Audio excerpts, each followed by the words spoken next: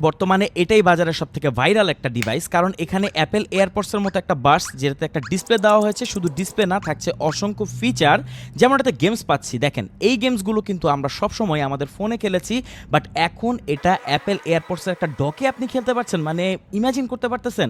এখানে আরেকটা অপশন আছে, সেটা হচ্ছে মিউজিক কন্ট্রোল। মিউজিক কন্ট্রোল করার জন্য এখন কোনো ধরনের ফোনকে বের করতে হবে না, জাস্ট এটাতে ট্যাপ করেই আপনি প্লে পজ করতে পারবেন। ইভেন আপনি সং চেঞ্জ করতে পারবেন। দেখেন, আমি ইউটিউবের ভিডিও কিন্তু চেঞ্জ করছি একটার পর একটা, আর এটা খুব ফাস্ট হচ্ছে।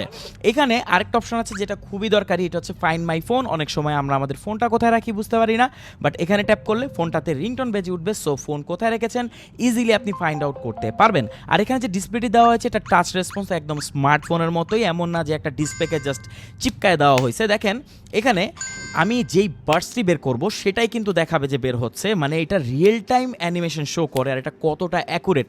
এখানে আবার টাইপ সি পোর্ট দেওয়া হয়েছে একদম লেটেস্ট অ্যাপেল এয়ারপডসকে ফলো করার জন্য। এটাতে আবার স্পিকারও আছে। মানে ভাই কি বলবো, সমস্যা একটাই, স্টক খুবই কম, এটাই একটা প্রবলেম।